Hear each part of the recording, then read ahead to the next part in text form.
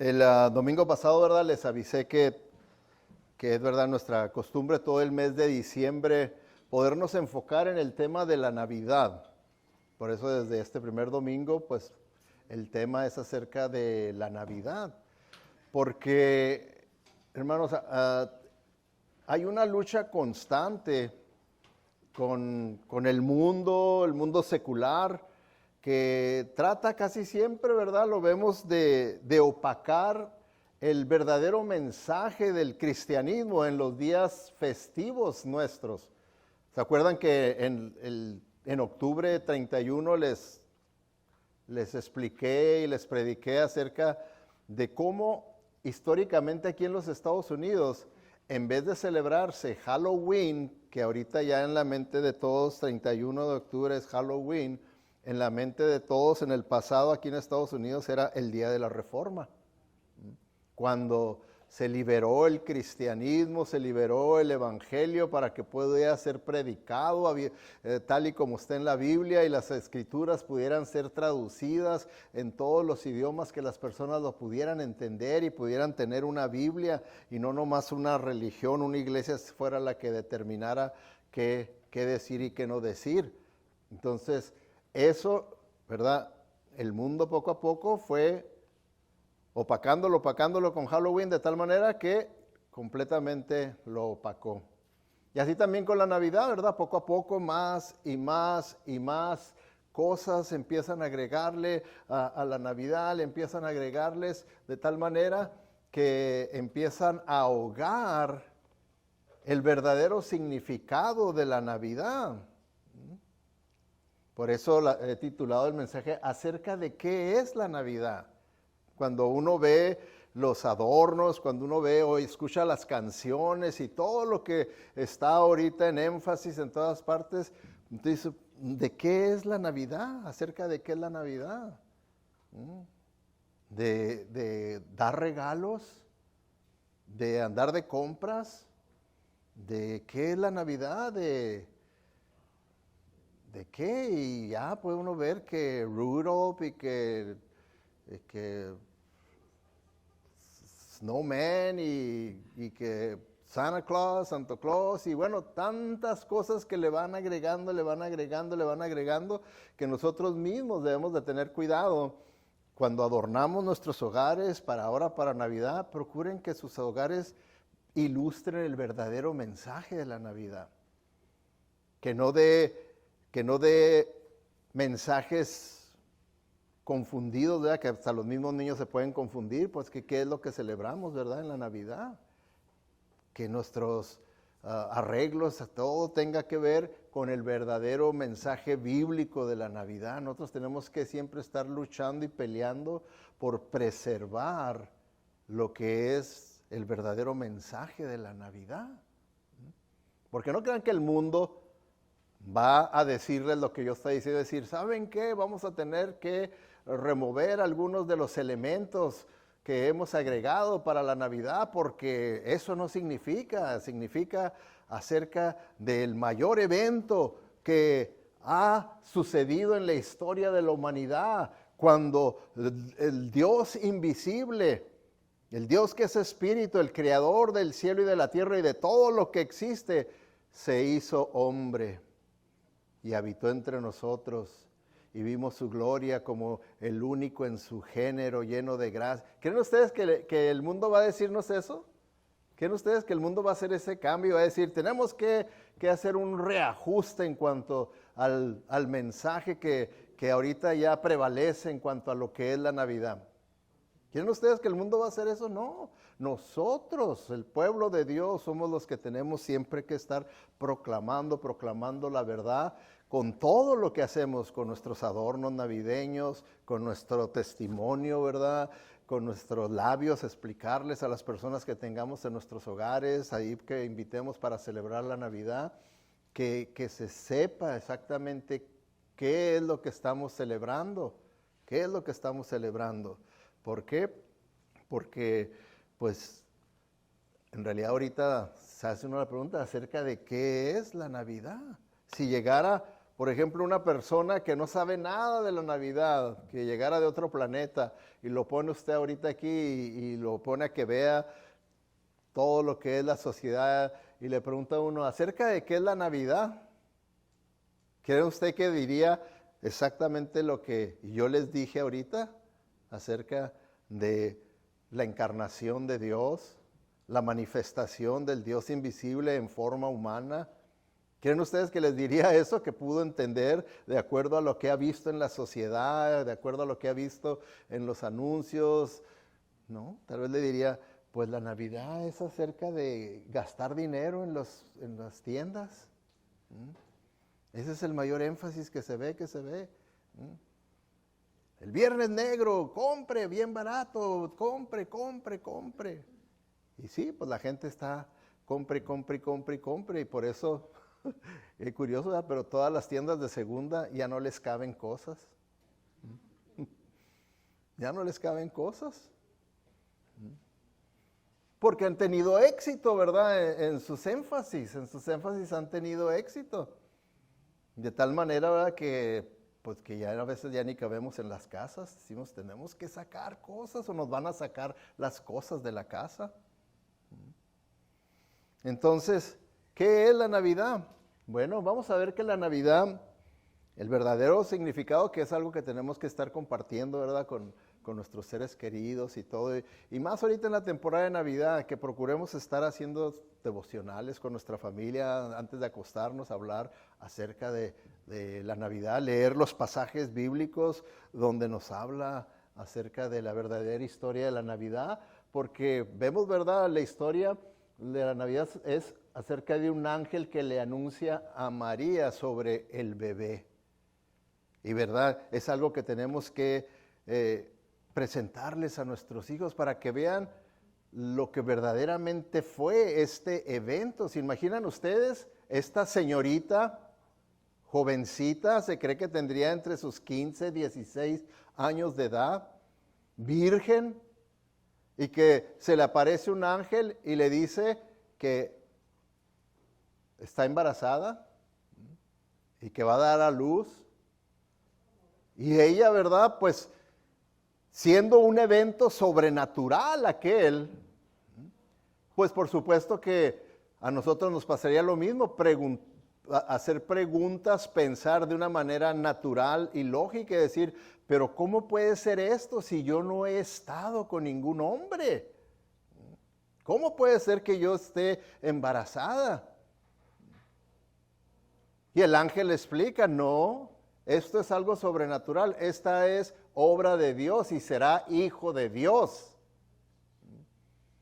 Entonces, pues para María, ¿verdad? El escuchar esto en realidad es algo impactante de dos maneras. Yo me imagino que por un lado, pues sintió alegría y sintió gozo. ¿Por qué? Porque ya en cuanto a la historia del pueblo de Israel, se esperaba la venida del Mesías. Y gran mayoría de las personas creían en la profecía de Isaías que el Mesías nacería de una virgen. He aquí la virgen concebirá, decía la profecía. Y había quienes creían, ¿verdad? Literalmente la profecía. Y muchas de las mujeres deseaban ser ese medio que Dios usara para traer la encarnación del Mesías. La palabra Mesías es el que habría de venir a salvar a su pueblo. Y que era algo que la gente siempre estaba esperanzada y deseando que viniera el Mesías, así como las mujeres, que sea yo a quien escoge el Señor para traer al Mesías, que nazca el Mesías de mí. Y el pueblo lo deseaba con muchas ganas, la venida del Mesías, el Salvador de su pueblo. ¿Por qué? Porque históricamente su pueblo había estado constantemente bajo el control de algún otro pueblo, comenzando desde su inicio allá en Egipto, cuando estuvieron esclavizados en Egipto, y después en Babilonia. De ahí los medos y los persas. De ahí pasaron bajo el control de los griegos. De los griegos, ¿verdad? Ya en el tiempo del nacimiento de Jesucristo, bajo el control de los romanos. Entonces, deseaban ellos la venida del Mesías para que los pudiera liberar. Entonces, es por eso, ¿verdad?, que para María, ¿verdad?, era una noticia de bendición para ella. Yo voy a ser el instrumento que Dios use para traer al Hijo de Dios, al Mesías. Pero a la misma vez, pónganse a pensar, decir, pero ¿en qué problema estoy? Cuando yo les diga a mis padres, cuando yo le diga a mi prometido José, porque ya estaba todo listo para una boda, que estoy embarazada, ¿quién me va a creer que esto es obra de Dios y no obra de un hombre, no de obra de una fornicación, que en aquel entonces ya se le consideraba un adulterio, porque desde el momento que ya estaba prometida para matrimonio, ya se les consideraba casi como casados en un sentido legal, de tal manera que si había una falta, como en este caso, se le consideraba ya adulterio. Y en caso de adulterio, ¿verdad?, podía hasta causarle la vida a una mujer. Entonces, ahora esta jovencita se encontraba en esa disyuntiva también. ¿Qué voy a decir? ¿Me la van a creer? ¿Usted le creería a su hija si le dice que está embarazada pero del Espíritu Santo? Es bien difícil, ¿verdad? Bien difícil. Y vemos que eso fue lo que sucedió. Cuando le dice a José, José nomás ha de haber dicho, yeah, right. ¿Por qué? Porque dice que terminó con los planes, ¿verdad?, de la boda. Pero como dice la Biblia, pero como él era un buen hombre,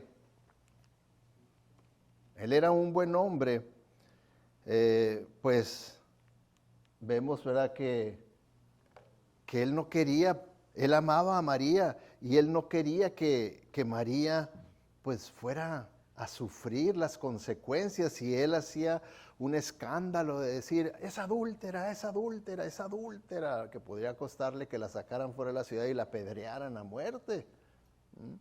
Y dice que él era un hombre bueno y por eso mejor se quedó callado, triste, y dijo, hijo, María, el amor de mi vida, esta mujer que yo la veía como una santa mujer, y mira nomás lo que ha pasado. Yo me imagino que estaba completamente destrozado por la noticia de María, y María destrozada porque no le creía el amor de su vida, José, con el que había de casarse y permanecer unidos hasta que la muerte los separara.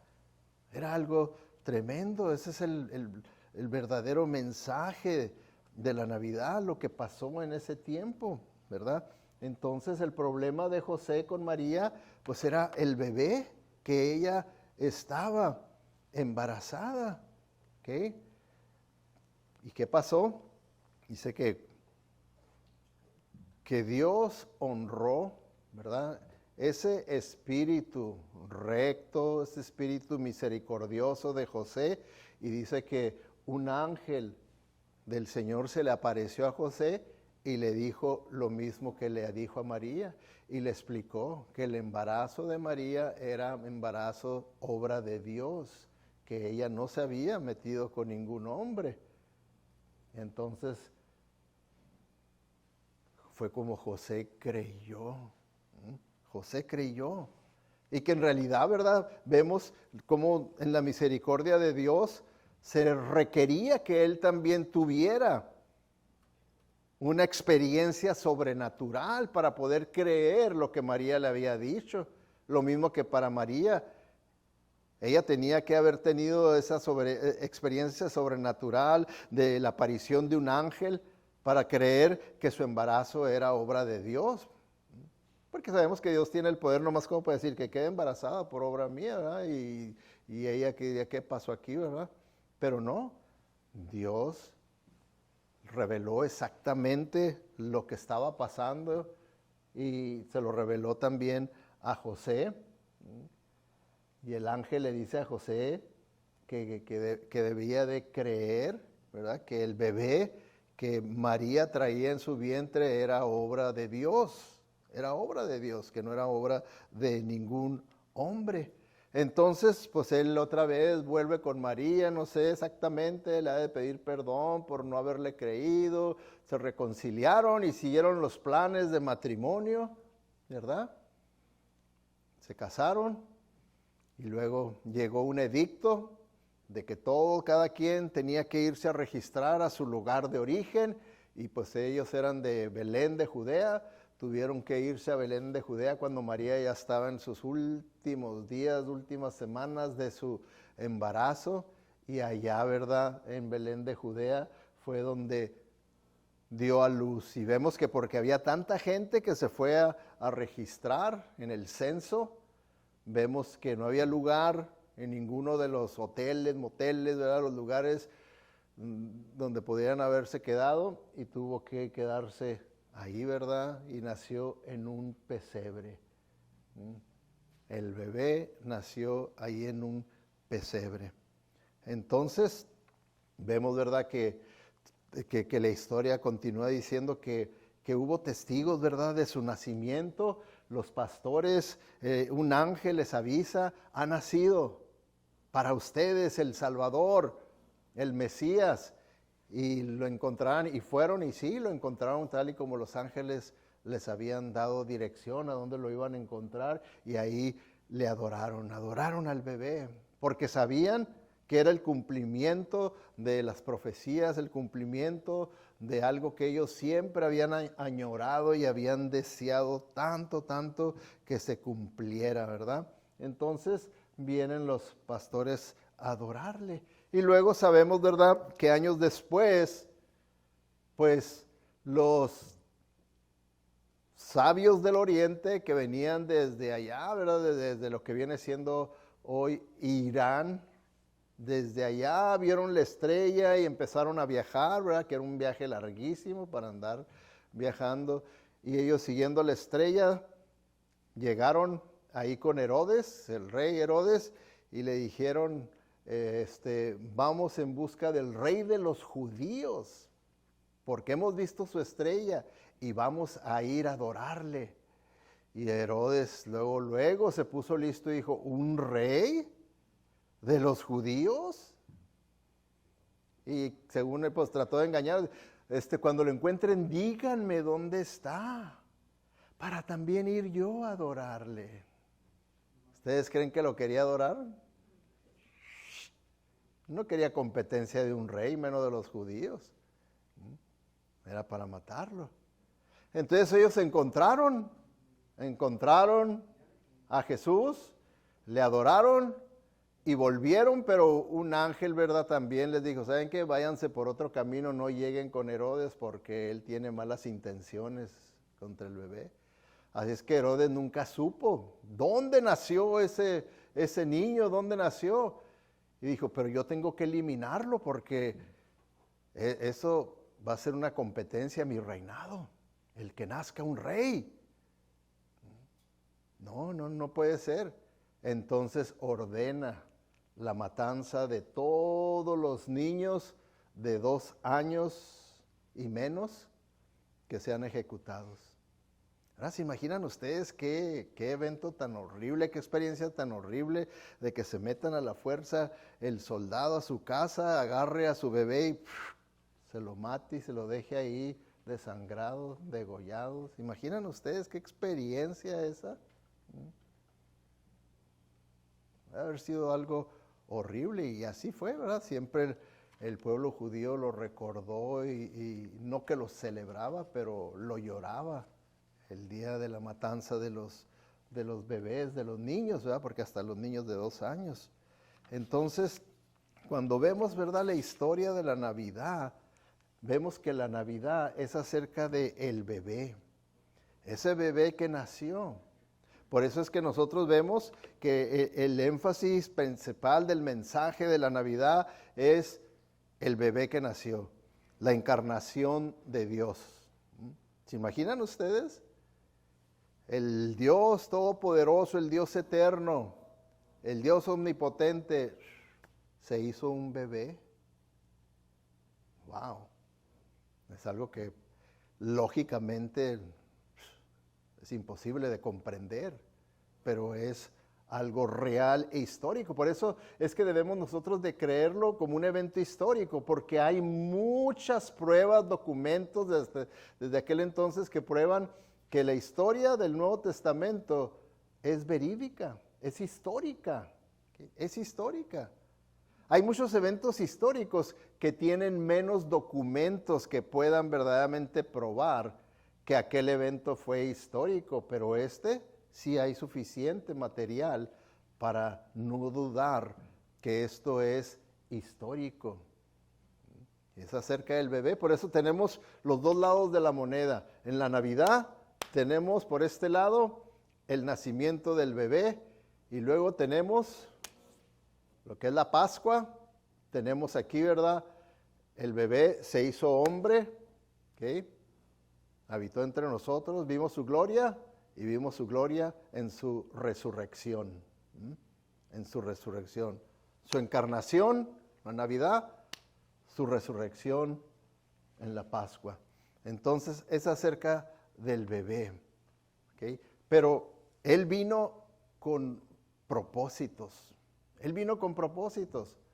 No vino nada más, como luego decimos, para apantallarnos, para decir Dios, ok, querían verme, muchos han dicho, yo quiero ver a Dios, para creer en Dios, aquí estoy, ¿Quieren ver? Miren, aquí les voy a hacer un milagro, ¡pum! Aquí voy a convertir el agua en vino, aquí voy a multiplicar los panes para apantallarlos, para que vean ustedes que sí soy Dios y voy a detener las tempestades y voy a sanar a los enfermos y voy a resucitar a los muertos, voy a hacer todo esto, nomás para apantallar. No venía con esos propósitos.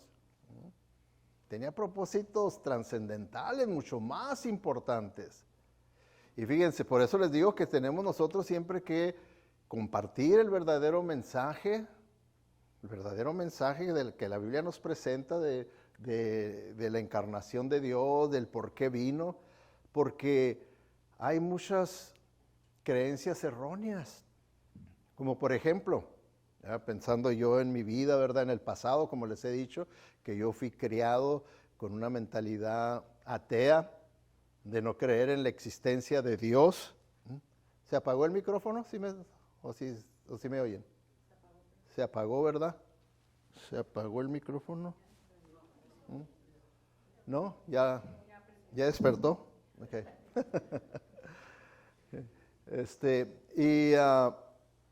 Y les decía, de la mentalidad, ¿verdad? Mentalidad atea. Y una de las cosas, ¿verdad? Porque como mi mamá fue la que nos crió de esa manera, mi papá pues nomás decía que era católico, pero pues nunca ni se paraba en la iglesia católica, eran nomás esos católicos de palabra, ¿verdad? De tradición, y él pues ni se metía, él nos decía, usted decide lo que quiera creer. Bueno, pues lo que uno creía era lo que mi mamá, que era la que principalmente nos estaba ella guiando y educando y cultivándonos, pues de esa manera, ¿verdad? Como ateos. Y uno de los argumentos que nos decía mi mamá, ya que el único conocimiento que tenía mi mamá del cristianismo era el catolicismo, dice, tienen un mensaje de pura condenación y pura condenación. Y es una de las cosas que mucha gente dice, ¿verdad? Que cree, tal vez no se los diga, pero dice, no, yo no quiero saber nada de la religión, ¿verdad? Pura condenación, nomás es hacernos sentir mal y condenados y siempre estamos mal y esto y lo otro y cuidado porque te vas al infierno y bueno, pura condenación. ¿Será ese el mensaje de la Navidad? ¿Será ese el mensaje de la venida del Mesías? No es, porque la Biblia nos dice que Jesucristo no vino para condenar al mundo. ¿Sí? No vino para condenar al mundo. ¿Por qué? ¿Por qué no vino para condenar al mundo? ¿Creen ustedes que se necesite un mensaje de condenación cuando nosotros mismos en nuestra conciencia sabemos que estamos condenados? Nadie no lo necesita que confirmar, no lo necesita decir porque claro que no lo vamos a nosotros a reconocer, nuestro orgullo, nuestra carnalidad, nuestra condición caída, no nos permite que nosotros podamos hasta llegar al punto de decir, sí es cierto, mi conciencia me condena y quiere decir que por eso estoy perdido y estoy condenado y voy camino al infierno. No va a decir uno eso. Yo lo sabía siendo ateo, pero no lo iba a reconocer, aun cuando por primera vez oí el Evangelio y que vi que era la verdad y que era la solución para mi problema, mi mismo orgullo me dijo, no, ¿cómo vas a reconocer que todo lo que has creído en 23 años, aquí con un mensaje de media hora te lo destruyó todo? ¿Cómo vas a reconocer eso? Y el orgullo, ¿verdad?, se interpone, pero yo venía ya tratando con mi conciencia que nos culpa y nos culpa y nos culpa y nos culpa y nos culpa. Y una de las maneras de silenciar esa conciencia que nos culpa, como en el caso mío, pues es usar drogas. ¿Para qué? Para escaparse uno de la realidad de su vida, de aquello que no nos gusta, que nos condena. Se escapa uno y vive en un momento de ilusión y en un momento de alegría y de contentamiento y de risa y de todo, pero luego uno vuelve a la realidad otra vez. Vuelve una vez a la realidad y la realidad es que la conciencia le sigue culpando. Le sigue culpando la conciencia. Entonces fíjense lo que dice ahí en Juan 3:17. Dios no envió a su Hijo al mundo para condenar al mundo. ¿Ok? Ese no es, por eso debemos nosotros como cristianos tener mucho cuidado, que no demos la idea de que ese es nuestro mensaje de condenación. ¿Por qué? ¿Qué decimos? ¿Que Cristo es qué? ¿Jesucristo es qué? ¿El Salvador o el juez? El Salvador, ¿verdad? Así es como lo presentaba. Vino el Salvador, Cristo es Salvador. Ok, ¿por qué? Porque Él no vino a juzgar, vino a salvar.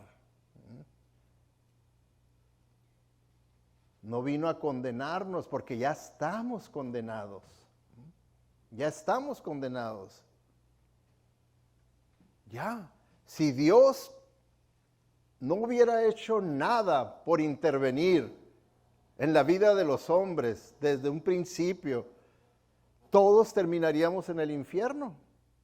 Todos, no hay ni uno, dice la Biblia, que sea justo. Quiere decir, no hay ni uno que esté en correcta relación con Dios, así por sí mismos. Tiene que intervenir Dios. Entonces, pero Él no envió a condenar. ¿Por qué? Porque ya estábamos bajo condenación. Ya estábamos bajo condenación. Él vino con un propósito diferente y eso es el mensaje de la Navidad, que Jesucristo vino con la misión específica de salvar. De salvar. Por eso dice en Lucas 19:10, porque el Hijo del Hombre, ¿verdad?, hablando a Jesucristo, vino a buscar y a salvar lo que se había perdido. ¿Y quién se había perdido? La humanidad. La humanidad. Por eso es que en repetidas ocasiones siempre les digo, nunca digan que usted encontró a Dios. Cuando yo encontré a Dios, Dios no andaba perdido. El perdido éramos nosotros. Cuando Cristo me encontró, porque Él vino a buscar. Él es el que me anduvo buscando, así lo mismo. No es casualidad que usted esté aquí esta mañana. Puede ser que sea esa obra soberana de Dios el que lo está buscando a usted para salvarlo y lo trajo hasta este lugar, en este día, en esta hora y en este mensaje. ¿Por qué? Porque Él dice que Él es el que anda buscándonos, así como lo hizo con Adán y Eva cuando se escondieron, porque nosotros nos escondemos de Dios. Nosotros le alejamos a Dios. Y tratamos nosotros de querer aparentar que yo no le ando huyendo a Dios, nomás haciéndonos religiosos. Nos hacemos religiosos y creemos que ya estoy bien con Dios, cuando en realidad le estoy huyendo verdaderamente a Dios. No le huyo a la religiosidad, pero le huyo al Dios verdadero, es al que le huyo. Adán y Eva pecaron, se escondieron. Viene Dios y dice, hey, ¿dónde están? No, porque él sabía exactamente dónde estaban, lo que habían hecho y todo, y ellos, pues, ya salieron, ¿verdad? Y ya venían con vestidos con hojas, y dice, ¿quién les dijo que se vistieran? Y Él les hace puras preguntas, ¿para qué? Para darles oportunidad de que ellos confiesen lo que habían hecho. Les da la oportunidad. Pero entonces Él vino a buscar y a salvar lo que se había perdido. Y es la humanidad los que estábamos perdidos, ¿verdad? Por eso, fíjense lo que dice aquí el apóstol Pablo en 1 Timoteo 1:15. Dice, la siguiente declaración es digna de confianza y todos deberían aceptarla. Cristo Jesús vino al mundo para salvar a los pecadores, de los cuales yo soy el peor de todos. El peor de todos. Ahora, fíjense ustedes el alcance de sus palabras, ¿ok? Por eso es que él dice aquí, ¿verdad? Que tiene él ese deseo de que todos deben aceptar este mensaje. Dice, todos deben aceptar este mensaje, que Cristo es el Salvador. Y Él vino a salvar a los pecadores. ¿Y quién era el peor de los pecadores? Dice, yo reconozco que yo era el peor de los pecadores. Ahora, las personas que lo están oyendo, que están leyéndolos, son personas que lo conocieron a Él, que lo conocían. Y sabían que Él era Saulo de Tarso. Y como Saulo de Tarso, ¿qué era Él? Fariseo de fariseos. O sea que en cuanto a religiosidad, no había quien le ganara a Él. Porque eso es lo que significa fariseo de fariseos, es que entre los diferentes niveles de fariseos, Él era de los que estaban allá arriba, de religiosidad. Y sin embargo, llegó un momento, ¿verdad?, cuando Cristo vino a buscarlo y Él pudo reconocer su verdadera condición, que a pesar de que era un experto en la religión, estaba perdido, que necesitaba verdaderamente un arrepentimiento, un nuevo nacimiento. Y por eso dice, de los cuales yo soy el peor de todos. Y así se consideraba él, ¿verdad? Por la vida que consideró él, que vivió hipócritamente, en realidad huyendo de Dios, pero aparentando como que era un hombre de Dios, cuando en realidad huía de Dios, pero aparentaba que era un hombre de Dios. De tal manera, ¿verdad?, que dice, soy el peor de los pecadores porque en mi hipocresía religiosa hasta perseguía a los cristianos, perseguía a la iglesia del Señor. Y autoricé la muerte de algunos de ellos. ¿Se imaginan la vida que traía él? Por eso cuando Cristo, que vino a buscarlo y lo encontró, lo salvó y lo transformó en un nuevo hombre. De tal manera que él ya no quería ser considerado Saulo de Tarso, sino Pablo. Una nueva criatura, una nueva vida, una nueva persona. Entonces, por eso dice ahí, Jesús vino al mundo para salvar a los pecadores. Ahora, ¿se considera usted un pecador? Es otra de las cosas que a mucha gente no les gusta, ¿verdad? Que les digan que es pecador. Como les he dicho, un familiar mío me dijo, eso no me gusta de tu iglesia, de ustedes, de tu religión. Que tengan que andarle diciendo a uno que es un pecador. Le digo, ¿y a poco no eres un pecador? No. No soy. Oh, entonces eres perfecto. No, qué onda, no. Entonces no eres perfecto. Pues eso significa. Pecador quiere decir que erras el blanco, que no vives de acuerdo a los estándares perfectos de santidad de Dios. Es lo mismo pecador y no ser perfecto. No más que no te gusta la palabra pecador porque, no sé, le pones un... Pero sí, tienes que verle que sí es algo de mucho peso, decir, soy un pecador. Y es importante reconocer, soy un pecador. Porque si no reconozco que soy un pecador, entonces no voy a sentir la necesidad del perdón de Dios y la salvación en Jesucristo. No lo voy a sentir. Si pienso, bueno, pues sí soy pecador, pero ¿quién no peca? ¿Quién ¿quién es perfecto? Y empezamos a excusar nuestro pecado, empezamos a excusar y a querer minimizar nuestro pecado diciendo, yo no he matado a nadie, yo no soy un ladrón, no soy un asesino, no soy esto, no soy lo otro. Y empezamos a compararnos con otras personas peores que nosotros. Y entonces ya minimizamos nuestro pecado. ¿Pero qué? ¿Qué dice la Biblia? No se compare con otras personas, porque sí va a salir que usted tal vez es mejor que otras personas. Compárese con Cristo. Si nos comparamos con Cristo, ¿qué vamos a decir? Ay, no, pues sí, salí reprobado. Salir reprobado. Ahí es donde debemos nosotros de compararnos para poder ver que sí soy pecador. Sí soy un pecador. Y eso es verdad lo que el apóstol Pablo nos está diciendo. Entonces, él vino no para condenar, porque ya estábamos condenados, sino que él vino para salvar, porque estamos bajo esa condición de pecadores, ya condenados, ¿verdad? Si morimos en esa condición, ¿verdad?, de pecadores, pues vamos a ir al infierno, porque la Biblia dice que el pecado no puede entrar al cielo. Por eso es que Cristo vino, ¿verdad?, para poder perdonarnos del pecado, podernos limpiar del pecado, podernos cubrir, es lo que es la expiación, cubrirnos con su sangre para que podamos tener entrada al cielo y comunión con Dios. Entonces, vemos que el método que Dios usa para que nosotros podamos ser perdonados de nuestro pecado y nuestro pecado pueda ser cubierto por la sangre de Cristo Jesús, tenemos nosotros que arrepentirnos.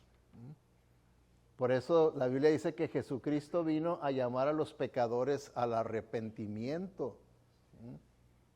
Al arrepentimiento, porque esa es necesario para verdaderamente uno ser perdonado de sus pecados. Fíjense lo que dice aquí, ¿verdad? Jesucristo dice, cuando Jesús los oyó, quiere decir a los fariseos, los oyó, les dijo, la gente sana no necesita médico, los enfermos sí. He venido a llamar al arrepentimiento a los que saben que son pecadores y no a los que se creen justos. Aquellos que se creen que están bien con Dios, como eran los fariseos, ¿verdad? Por su religión, decir, yo estoy bien con Dios, yo estoy siguiendo la religión de mis padres, yo la estoy siguiendo, yo estoy bien con Dios. Les dice, lo que tú estás diciendo es que tú no necesitas de Dios, que tú no necesitas de su salvación, que tú estás salvo ya. No tienes ninguna enfermedad espiritual en tu vida, no necesitas al médico de médicos para que te sane del pecado. No, tú ya estás sano porque tú tienes tu religión, es lo que les está diciendo. Y es lo que muchas veces en nuestros días vemos, que las personas quieren confiar en su religión y nada más ciegamente decir, no, yo estoy bien con la religión de mis padres, de mis abuelos y punto. Y así estaban los fariseos. Y estaban ciegos a la verdad, ¿verdad? Porque pues aquí Jesucristo les dice, mi mensaje va a ser efectivo en los que se consideran pecadores, en los que saben que son pecadores. Pero en los que se creen que no son pecadores, que están bien, que están justos, dice, mi mensaje no va a ser efectivo en la vida de ustedes. No va a ser efectivo. Entonces, por eso es bien importante. ¿Se considera usted un pecador? Si verdaderamente usted se considera que es un pecador, debe considerar que si muere en esa condición de pecador, se va a ir al infierno, va a terminar en el infierno. Porque muchas veces puede uno decir, no, sí, soy un pecador, pero no, yo no creo que me voy a ir al infierno porque, pues, yo no hago cosas malas y pues yo sé, ¿verdad? Que sí fallo en esto y que lo otro y esto, pero yo creo que al final de cuentas Dios va a poner en la balanza todo lo bueno que yo he hecho y pues mi malo, mis pecados, y mi balanza pues va a estar bien y me va a decir, pásale adelante, si fuiste una buena persona. Si ese es el sistema para salvación, entonces ¿para qué vino Cristo y se sacrificó y murió y todo lo que sufrió? Si va a ser cuestión de una escala, de una pesa. Ese no es el sistema bíblico. Eso no enseña la Biblia, que va a ser una escala. Por eso la Biblia dice, el que tiene al Hijo, tiene la vida. El que no tiene al Hijo de Dios, no tiene la vida. Y está bajo condenación. Punto. Es un asunto de que si Cristo es su Salvador o no lo es. ¿Por qué? Porque muchas veces nos gusta decir, oh, Cristo es el Salvador del mundo. Y se cree que nomás porque Él vino y vivió y murió y resucitó, automáticamente todo el mundo es salvo. Eso no enseña la Biblia. Cuando Él dice que Él vino a buscar y a salvar al perdido, Él busca individuo por individuo, individuo por individuo. Él me buscó a mí, aunque yo me le anduve corriendo y buscándole por allá y para allá y queriéndolo no ir, pero Él me anduvo buscando, hasta que me cansé de huirle, me alcanzó y me salvó. Pero hubo un arrepentimiento en mi vida. Fíjense, dice Hechos 2:37, dice, cuando oyeron esto, todos se sintieron profundamente conmovidos. Traspasaron el corazón de ellos, se pusieron muy tristes y preocupados y le dijeron a Pedro y a los otros apóstoles, hermanos, ¿qué debemos hacer? ¿Okay? Fíjense, aquí Pedro le está predicando, para que entendamos el contexto, a las personas que lo más seguro muchos de ellos habían estado ahí gritando, crucificadle, crucificadle, crucificadle. Y ahora que están sabiendo la verdad, ¿a quién crucificaron? Al que resucitó, que era el Mesías. Y los apóstoles los están diciendo, ustedes crucificaron al autor de la vida. Ustedes crucificaron al Mesías, al que estábamos esperando. Y entonces la conciencia vino a traerles culpabilidad. Reconocieron que eran pecadores y que habían cometido un pecado tremendo, ¿verdad? En su vida, el rechazar a Jesucristo, que es algo que se sigue cometiendo en nuestros días.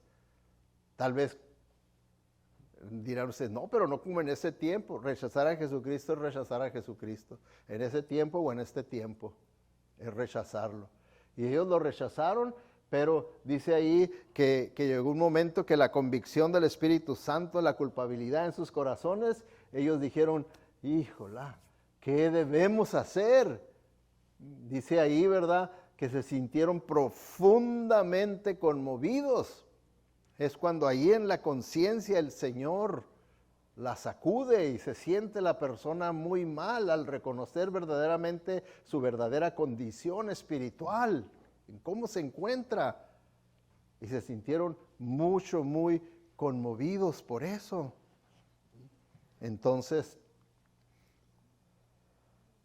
debemos nosotros de entender que cuando nos sintamos, cuando nosotros veamos que nuestra conciencia nos está culpando de pecado, pues es que Dios está tratando y hablando con nosotros, tratando para llevarnos al arrepentimiento. Porque fíjense, esta otra alternativa, ¿verdad? La de Mateo 3 dice, cuando Juan, o sea, Juan el Bautista, cuando Juan vio que muchos fariseos y saduceos venían a mirarlo bautizar, los enfrentó. Ahora, ¿se imaginan ustedes un predicador diciéndole así a la congregación? Camada de víboras, ¿a qué vinieron? Dice, camada de víboras, exclamó, ¿quién les advirtió que huyeran de la ira divina que se acerca? ¿Quién? Y luego les dice en el versículo 8, demuestren con su forma de vivir que se han arrepentido de sus pecados y que han vuelto a Dios. Le está diciendo, no sean hipócritas. No crean que porque se visten, muy religiosamente y porque son muy religiosos y aparentan ser hombres de Dios que verdaderamente lo son. Demuéstrenlo con una vida que verdaderamente muestre que hubo un verdadero arrepentimiento en sus vidas, un quebrantamiento y que verdaderamente creen en Jesucristo. Demuéstrenlo. ¿Qué es lo que les está diciendo? El arrepentimiento es necesario para la conversión, el arrepentimiento.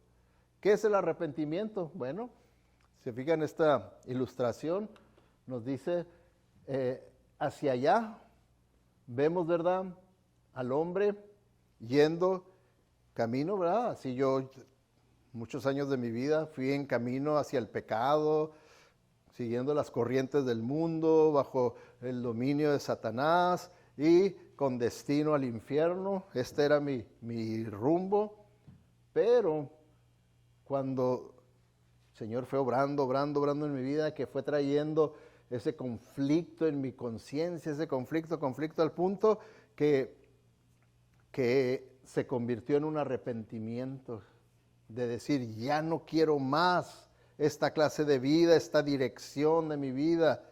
Ahora ya entiendo quién es Jesucristo, a qué vino, lo que Él me ofrece. Entonces ahora yo lo sigo a Él para mi salvación, perdón de mis pecados. Yo quiero que Él ahora sea mi Señor, que Él gobierne mi vida. Ya no, yo goberné mi vida y fue un desastre, pero ahora yo quiero que Él gobierne mi vida y yo voy a seguir su palabra en obediencia.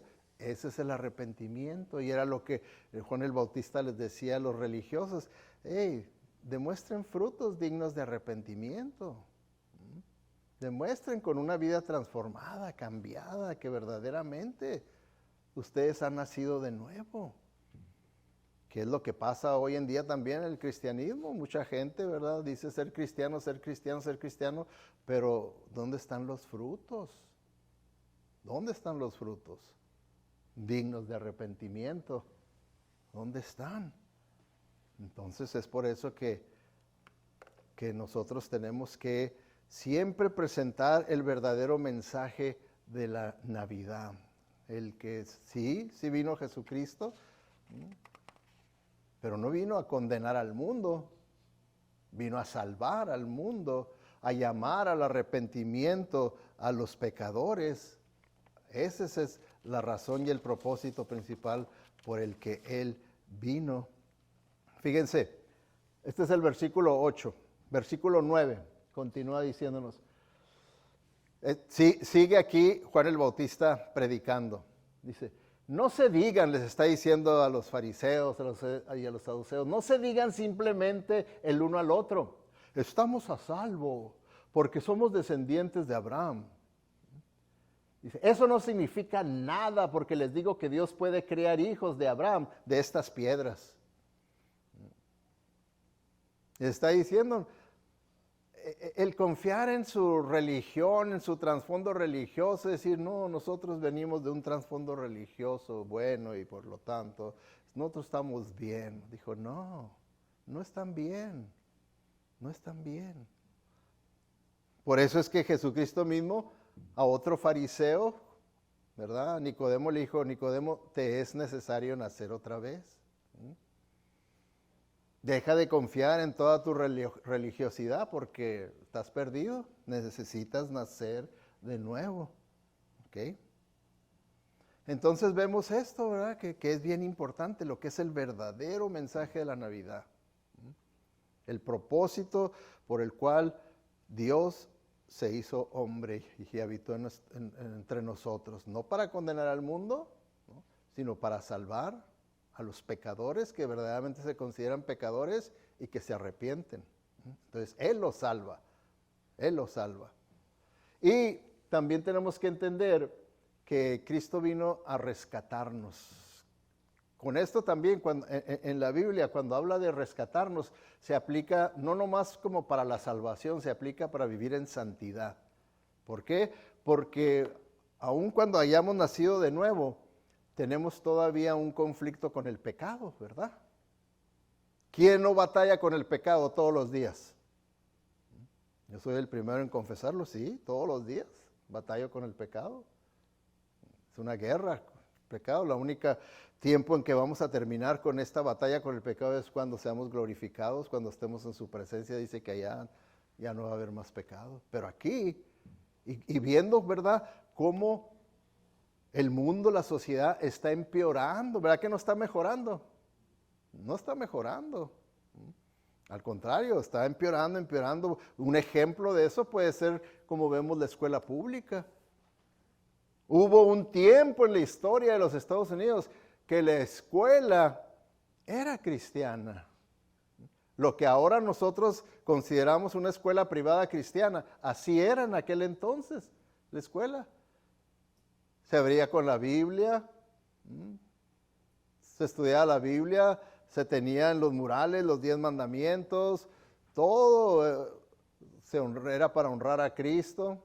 Y poco a poco, fueron sacando, y ahora están metiendo hasta pornografía. ¿Se fijan ustedes el cambio tan radical que vemos? Que no podemos decir que está mejorando la sociedad. Las tentaciones están aumentando cada vez, puesto que ahí en el mismo teléfono podemos tener todo lo que el mundo ofrece. Ahí está. Entonces es una lucha constante contra el pecado, pero Jesucristo no nomás es un salvador del infierno, sino que Él nos rescata del pecado. Él vino para eso también, para eso. Dice ahí, Él nos libró del dominio de la oscuridad y nos trasladó al reino de su amado Hijo. ¿Okay? Yo vivía en el reino de la oscuridad, vivía como ateo, usando drogas, llevando una vida desenfrenada. Yo vivía, pero cuando Cristo me alcanzó, me llevó al arrepentimiento, me salvó, entonces me pasó a su reino. Me pasó a su reino. Y aquí en su reino yo puedo ser más que vencedor, dice la Biblia. Aquí en su reino todo lo puedo en Cristo que me fortalece. Ahí en su reino yo puedo vencer al pecado. Ahora yo tengo la opción de decirle si sí o si no al pecado. Antes yo no tenía la opción. Yo era esclavo del pecado. Era mi meta, era mi deseo, era mi galardón, era mi trofeo, ¿verdad? El pecar era completamente diferente. Ahora, entonces, Él dice que Él nos sacó, ¿verdad?, de ese dominio de la oscuridad, donde estábamos esclavizados al pecado, a la oscuridad, y nos trasladó al reino de su Hijo, donde ahora tenemos otra opción. Por eso también dice en el versículo 12, dice, dando gracias con alegría al Padre, Él nos ha facultado, nos ha calificado para participar de la herencia de los santos en el reino de la luz. Dice que ahora nosotros estamos facultados, tenemos la facultad, tenemos el poder para poder nosotros permanecer en la luz, como Él está en la luz. Que no necesitamos por qué vivir en las tinieblas, no necesitamos por qué practicar el pecado. Sí, nacimos de nuevo y ahora estamos en la luz y conocemos al que es luz y conocemos al Salvador. Entonces podemos ser más que vencedores por medio de aquel que nos salvó, dice la Escritura, más que vencedores. Entonces, Él vino también para rescatarnos de la influencia del pecado, que es una influencia poderosa, no lo podemos negar, es una influencia poderosa el pecado. Yo recuerdo cuando tenía el conflicto, ¿verdad?, de entregarme a Cristo o seguir con mi vida como la llevaba, pues sí pensaba, pero es que entendí lo que era el Evangelio. Es que si yo me hago para este otro lado, para el lado con Cristo, pues ya no va a haber esto, ya no va a haber lo otro, no va a haber lo otro, y eran pues cosas placenteras. Pero en realidad esas cosas placenteras eran un placer momentáneo nada más, y después viene el bajón que produce hasta tristeza, depresión, falta de propósito en la vida, no hay sentido. Entonces tuve que decidir qué es lo que prefieres. Y esa es la guerra espiritual interna en la que uno tiene. ¿Qué es lo que verdaderamente quiero yo? ¿Lo que Cristo me ofrece o lo que el mundo me ofrece? ¿Lo que mi carne pide? ¿Qué es lo que, para dónde me voy a hacer yo? Entonces Él dice que nos ha facultado para que nosotros podamos estar en el reino de la luz. Y cuando habla del reino, quiere decir bajo el gobierno de Dios. Por eso decimos, Él es mi Señor. Él gobierna sobre mí. Estoy en su reino de Él, no estoy en el reino de las tinieblas, de Satanás y del pecado. Estoy en su reino. Entonces, hermanos, dice, ¿verdad? El versículo 14, quien por su muerte nos compró, salvó y perdonó nuestros pecados. Fíjense nomás, quien por su muerte nos compró, nos salvó y perdonó nuestros pecados. Wow. ¿Es completa la salvación? Por eso Juan 3:19 dice, esta condenación se basa en el siguiente hecho. Está diciéndonos, miren, si una persona termina en el infierno, esta es la razón. No le eche la culpa a Dios, dice. No le eche la culpa a Dios, no le eche la culpa a fulano, al pastor, no. La culpa es suya, dice. Porque la luz de Dios llegó al mundo. Y sabemos que Jesús es la luz del mundo, ¿verdad? La luz de Dios llegó al mundo, pero la gente amó más la oscuridad que la luz, porque sus acciones eran malvadas. La gente prefirió más el pecado, vivir como estoy viviendo, que dejar que Cristo me cambie, me transforme, me perdone, me limpie, me haga una nueva criatura. Preferí más seguir como soy.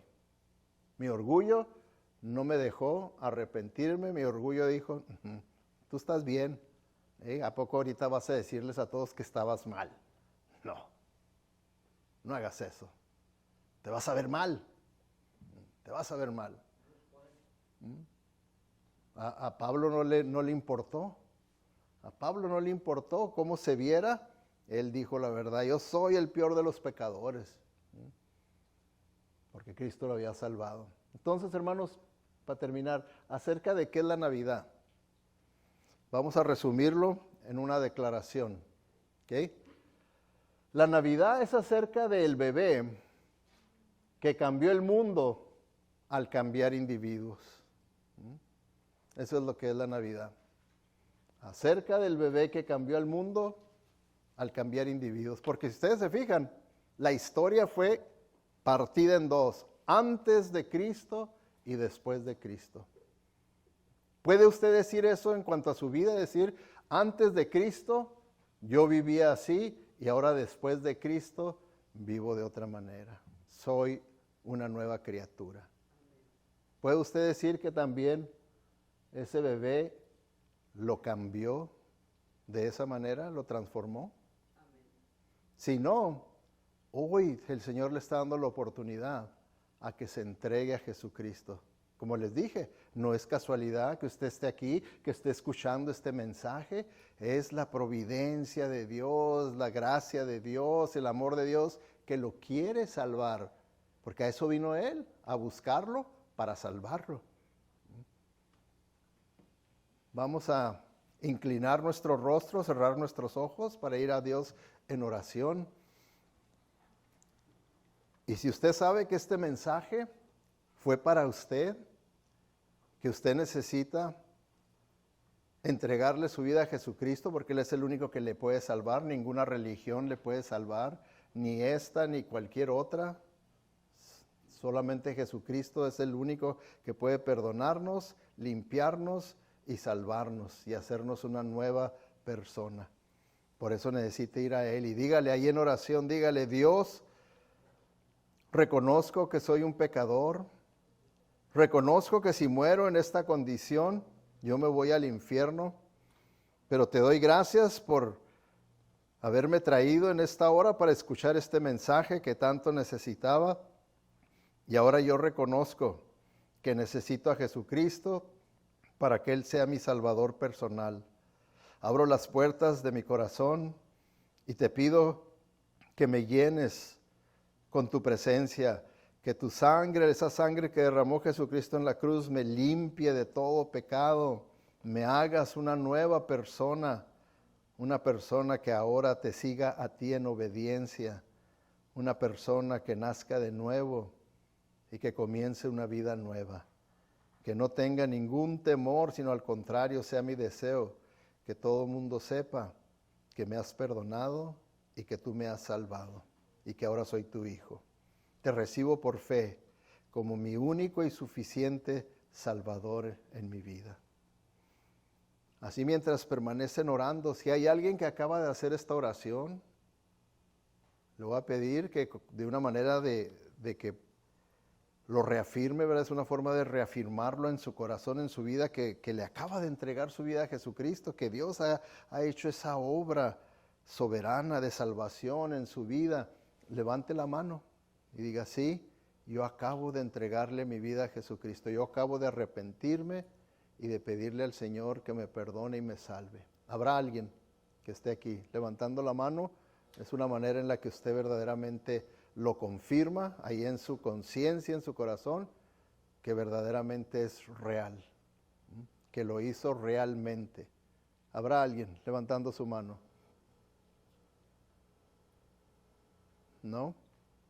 Quiere decir que todos ustedes son ya cristianos, nacidos de nuevo. Bueno, pues demuéstrelo con frutos dignos de arrepentimiento. Que su vida pueda demostrar que Cristo es su Señor y Salvador. Gracias te damos, Padre Celestial, por esta hora en la que podemos reunirnos para compartir tu palabra, permitirte a ti que nos hables. Señor, tú conoces el corazón de cada uno de nosotros. Continúa tratando, Señor, de acuerdo a tus riquezas en gloria. En el nombre de Cristo Jesús te lo pedimos. Amén.